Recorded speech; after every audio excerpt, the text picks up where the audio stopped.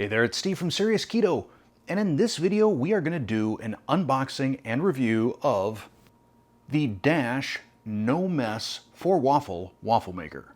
But before we do that, if you enjoy low-carb cooking videos, product and ingredient reviews like this one, as well as lessons learned from my experiences with the ketogenic lifestyle and intermittent fasting, click that subscribe button down there, and while you're at it, click the bell next to it so you're notified whenever I release a new video. So you've probably figured out by now that I really like my Dash Mini Waffle Maker and Mini Griddle. The problem is, if you want to make chaffles or waffles or pancakes or poffles, that sounded like a Dr. Seuss book, it's gonna take some time. I mean, even if you've got two at 5 to 6 minutes a piece, ain't nobody got time for that.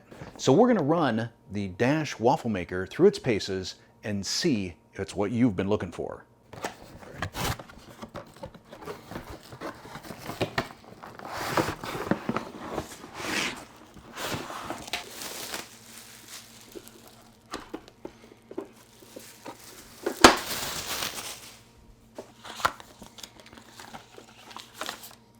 Instruction manual, warranty card. Important safeguards. Please read and save this instruction and care manual. Now, as much as I don't want to play into gender stereotypes, I'm a guy, so no manual for me.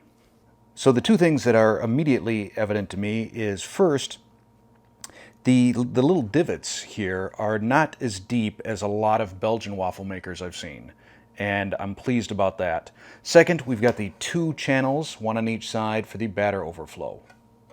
Now as this heats up, I'm going to get a couple of different batters going because I know whatever I make, I'm going to get some sort of request like, why didn't you do the cheese egg cheese version? Or why didn't you add oat flour? So I'm going to do 4 different chaffles in one batch.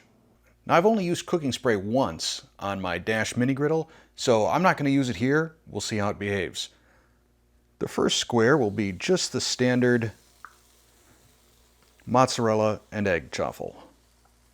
The second one is the same with the addition of a half tablespoon of oat fiber. The next two, we're going to do the cheese egg cheese approach. So sprinkle some mozzarella with mozzarella and a Sargento thin.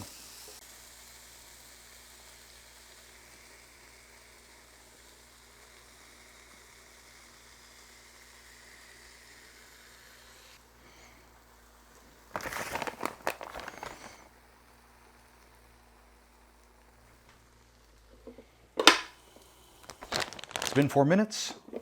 Let's take a look.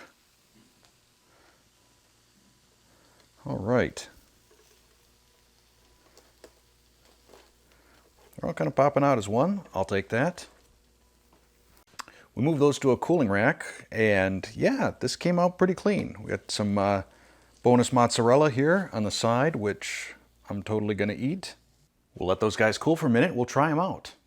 The standard base chaffle. Always a good standby. Cooked up very nicely. Oat flour.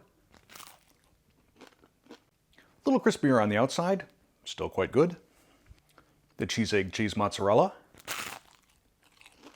Again, cooked up every bit as good as a Dash Mini. And the Sargento Ultra Thins.